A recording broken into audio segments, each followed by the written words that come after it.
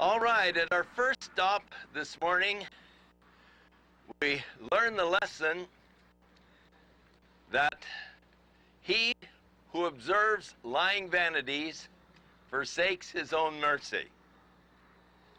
Our second stop, we learned that the secret of our strength lies in our commitment to God. Now another lesson in this spot.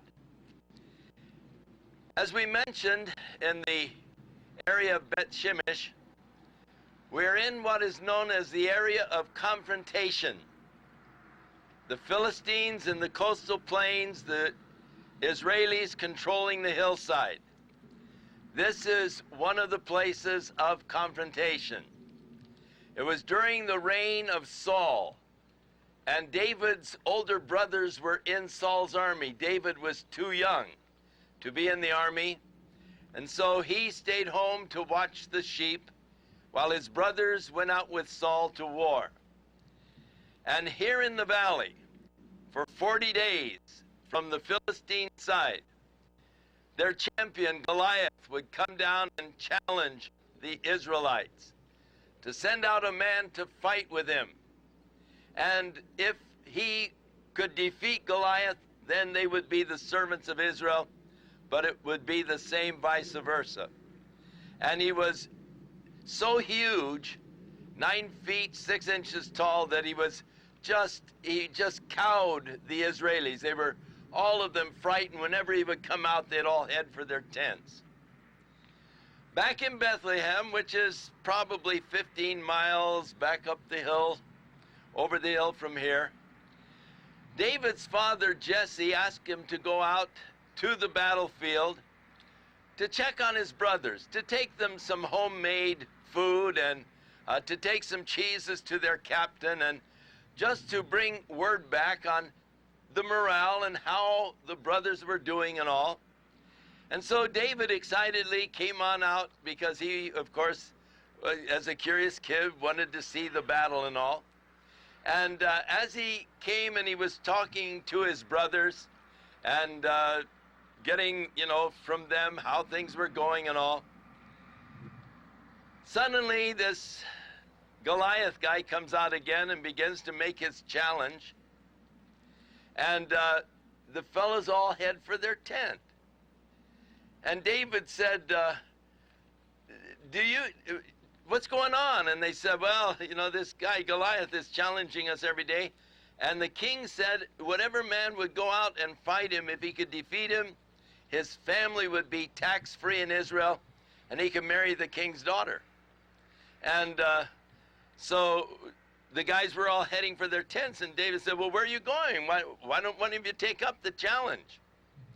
And David's oldest brother, Elah, heard him, and he said, David, you are a rascal. You better get home to Daddy right now, or I'm going to tell Mom on you. You're going to get in big trouble. You're just a mischief maker. And David said, what have I done? There's a cause here. This guy is blaspheming our God. And so he said, you guys afraid to fight him? I'll go out and fight him. So someone ran back to King Saul in his tent and said, we've got a volunteer. And King Saul said, great, bring him to me. And they brought in little David. And Saul looked at him and he said, oh, son, you can't fight that giant. He is a man of war from his youth, and you're just a youth. And David related to the king how that at one time, as he was watching the sheep, a lion grabbed one, started to carry it off, and he said he killed the lion. Another time a bear grabbed one of his sheep and he killed the bear. And he said, the God who delivered the bear and the lion into my hands can deliver this uncircumcised Philistine. So the king said, well, you better take my armor. And David said, no, I can't handle that. And so he came down here to the brook Elah, which some of you are standing in, and you'll notice that there's a good supply of stones. And he took with him 5 smooth round stones, and he started up the hill towards Goliath. And when Goliath saw him coming up the hill, he was incensed. He said, am I a dog that you would send a child out to fight me? And he said, little boy, you go home, or I'm going to chop you up and feed you to the birds. And David said, you come against me with a spear and a sword, or a shield and a sword, but I come against you in the name of the living God that you have defied. And I'm going to chop you and your whole army up and feed you to the birds. And that is when you read of the first warfare in which guided missiles were used. David took his sling. Now, not a slingshot. Difference between a sling and a slingshot. The slingshot, of course, is propelled with the rubber bands, whereas a sling is a leather with a little leather pouch, and it's swung like this and released.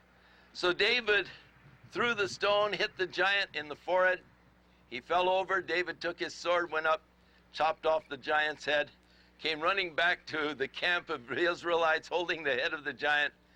And the Philistines, seeing their champion fall, began to flee, and the army of Israel pursued after. And this is the site, this is the spot where that all took place. The story that is so familiar to all of you, and we're in the area. But the lesson that we need to learn: